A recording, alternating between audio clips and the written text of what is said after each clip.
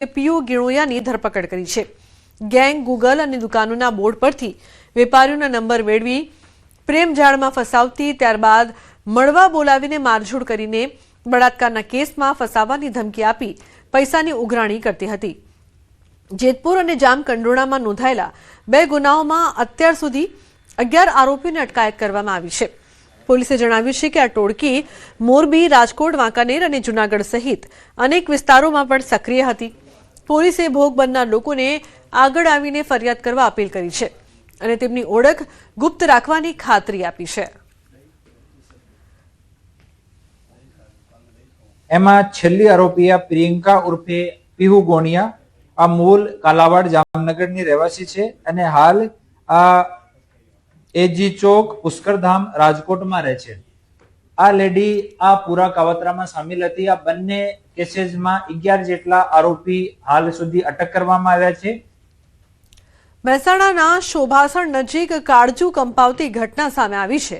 માલગાડીની અડફેટે 3 માસૂમ બાળકોના મોત થયા છે। રેલવે ટ્રેક ક્રોસ કરતી વખતે સર્જાયો છે ગમખ્વાર અકસ્માત। મૃતક બાળકો શોભાસણ ગામના ઠાકુરવાસના રહેવાસી।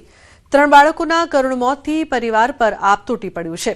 બનાવની જાણ થતાં જ સ્થાનિક લોકો અને પોલીસ કાફલો પણ ઘટના સ્થળે દોડી આવ્યો છે। આગળની કાર્યવાહી હાથ ધરવામાં આવી છે। તો રેલવે ટ્રેક ક્રોસ કરતા સમયે આ ઘટના બની। વલસાડ જિલ્લામાં મોડી રાત્રે વાતાવરણમાં પલટો આવ્યો છે।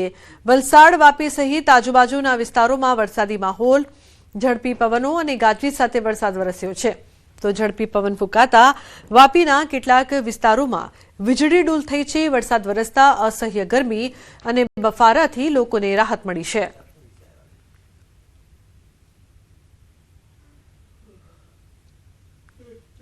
જૂનાગઢમાં કેફી પીણું પીતા ઝેરી અસરનો મામલો સામે આવ્યો છે।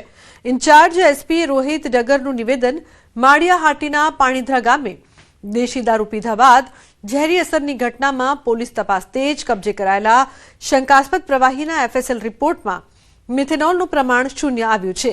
ઘટનામાં કોઈનું મોત થયું નથી। 2 વ્યક્તિઓ સારવાર હેઠળ। 2 દર્દીઓને સારવાર બાદ હોસ્પિટલમાંથી રજા અપાઈ છે। એક વયોવૃદ્ધ મહિલા અને એક અન્ય વ્યક્તિની હાલત નાજુક બતાવવામાં આવી રહી છે। સારવાર ચાલુ છે। કુલ 4 થી 5 લોકોની તબિયત બગડી હતી, જેમાં 2ની સ્થિતિ ગંભીર બતાવવામાં આવી રહી છે। પૂછપરછ દરમિયાન એક વ્યક્તિએ પ્રવાહી ખરીદી વેચ્યાની કબૂલાત કરી છે। સંડોવાયેલા શખ્સની ધરપકડ કરી પૂછપરછ શરૂ કરવામાં આવી છે। વિવિધ સ્થળોએ દરોડા છતાં દેશી દારૂની ભઠ્ઠી કે અન્ય સામગ્રી મળી નથી। પાણીદરા પાટિયા પાસે ખોડિયાર હોટલ આસપાસ દારૂ વેચાય છે જેવી ચર્ચાઓને એસપીએ ફગાવી। તો વડોદરાની એમએસ યુનિવર્સિટીમાં એડમિશન પ્રક્રિયા દરમિયાન કોમર્સ ફેકલ્ટીમાં ભારે હોબાળો મચ્યો છે। એબીવીપીના વિરોધ વચ્ચે વિદ્યાર્થીઓ અને ફેકલ્ટી સ્ટાફ વચ્ચે ઉગ્ર બોલાચાલી તેમજ મારામારીની ઘટના સામે આવી છે। કોમર્સ ફેકલ્ટીના ડીન પ્રજ્ઞેશ શાહે વિદ્યાર્થી સંગઠનો પર ગંભીર આક્ષેપો કરતા પ્રવેશ પ્રક્રિયા દરમિયાન સ્ટાફ સાથે ગાળાગાળી અને મારામારી કરવામાં આવી હોવાનો પણ દાવો કર્યો છે। ડીનને લાફો મારવામાં આવ્યો હોવાનો પણ આક્ષેપ કરવામાં આવ્યો છે। તો બીજી તરફ ફેકલ્ટી સ્ટાફ દ્વારા પણ કેટલાક વિદ્યાર્થીઓ પર હાથ ઉપાડ્યાની કબૂલાત કરવામાં આવી છે। સમગ્ર ઘટનાને પગલે કેમ્પસમાં તંગદિલીનો માહોલ સર્જાયો અને એડમિશન પ્રક્રિયા તાત્કાલિક અસરથી અટકાવવામાં આવી। ઘટનાની જાણ થતાં સયાજીગંજ પોલીસનો કાફલો પહોંચ્યો હતો, પરંતુ પોલીસની હાજરીમાં જ એબીવીપી કાર્યકરોએ મારામારી કરી। અન્ય વિદ્યાર્થી સંગઠનોના કાર્યકરો વચ્ચે પણ ફરી મારામારી થઈ હતી, જે બાદ પોલીસે એબીવીપીના 5 કાર્યકરોની અટકાયત કરી છે। હવે સ્ટાફ સાથે બેઠક બાદ આગળની કાર્યવાહી અને એડમિશન પ્રક્રિયા ફરી શરૂ કરવા અંગે નિર્ણય લેવામાં આવશે। વડોદરાના કરજણમાં મકાઈ ખરીદીના નિયમોમાં રાતોરાત કરાયેલા ફેરફારને લઈને ખેડૂતોમાં ભારે રોષ ફેલાયો છે। રાજ્ય સરકાર દ્વારા અગાઉ પ્રતિ ક્વિન્ટલ ₹2400ના એમએસપી દરે હેક્ટર દીઠ 28 ક્વિન્ટલ મકાઈ ખરીદવાની જાહેરાત કરવામાં આવી હતી, જેના આધારે ખેડૂતો દ્વારા ઓનલાઈન નોંધણી કરી નિર્ધારિત ખરીદી કેન્દ્રો પર મકાઈ પહોંચાડવામાં આવી રહી હતી। પરંતુ કરજણ ખાતે ખરીદી કેન્દ્ર પર પહોંચેલા ખેડૂતોને જાણ થઈ કે સરકાર દ્વારા નવા પરિપત્રથી ખાતા દીઠ માત્ર 15 ક્વિન્ટલ મકાઈની ખરીદી થશે। અચાનક બદલાયેલા નિયમથી ખેડૂતોમાં ભારે નારાજગી જોવા મળી રહી છે। ખેડૂતોનો પ્રશ્ન છે કે નોંધાયેલા અને તૈયાર રાખેલ બાકીની મકાઈનું શું થશે? ખેડૂતો સરકારને અગાઉ જાહેર કરાયેલા નિયમ મુજબ જ ખરીદી ચાલુ રાખવાની માંગ કરી રહ્યા છે। આ લોકો 28 ક્વિન્ટલ ને 11 કિલો લેવાના હતા।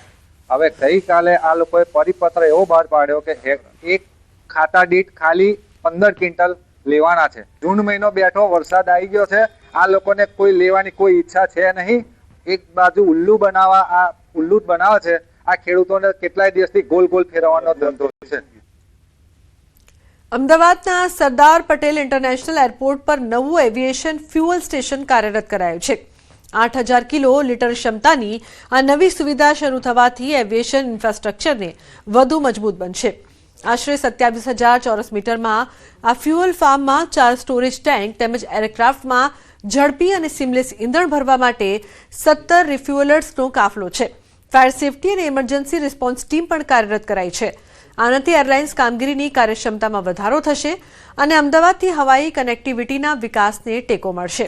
આ ફ્યુઅલ સ્ટેશન દેશનું સૌથી મોટું સ્ટેન્ડ અલોન રિક્યુઅલ આધારિત ઇન્ટુ પ્લેન ઓપરેશન છે। ઉલ્લેખનીય છે કે 27,000 ચોરસ મીટરમાં ફેલાયેલું છે આ સ્ટેશન, જેનાથી 4 સ્ટોરેજ ટેન્ક, 17 રિફ્યુઅલ્સનો કાફલો છે અને મોટો ફાયદો પણ થઈ રહેશે। ફાયર સેફટી અને ઇમરજન્સી રિસ્પોન્સ ટીમ પણ જોવા મળશે। તો અમદાવાદ એરપોર્ટમાં સુવિધામાં વધારો।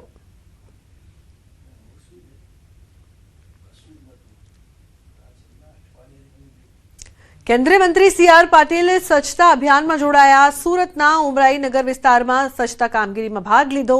શહેરમાં આજે 26 કિલોમીટર લાંબા માર્ગ પર વિશાળ સ્વચ્છતા ઝુંબેશ શરૂ કરાઈ છે। સ્વચ્છતા અને જનજાગૃતિના સંદેશ સાથે વિવિધ વિસ્તારોમાં સફાઈ અભિયાન। સ્થાનિક આગેવાનો, કાર્યકરો અને નાગરિકો પણ આ અભિયાનમાં જોડાયા છે। ગુજરાત શિક્ષણ વિભાગનો મહત્વપૂર્ણ નિર્ણય જ્ઞાન સહાયક યોજના હેઠળના નિયમોમાં ફેરફાર કરવામાં આવ્યો છે। વય મર્યાદામાં વધારો કરી મહત્તમ ઉંમર 48 વર્ષ નક્કી કરાઈ છે। વય મર્યાદામાં 8 વર્ષનો વધારો કરાયો છે। ટેટ 1 અને ટેટ 2ના આધારે તૈયાર કરાશે મેરિટ યાદી। અરજદારે માત્ર એક જ જિલ્લાની પસંદગી કરવી ફરજિયાત રહેશે। કાયમી શિક્ષકની નિમણૂક થતાં જ કરાર આધારિત સેવા સમાપ્ત કરાશે।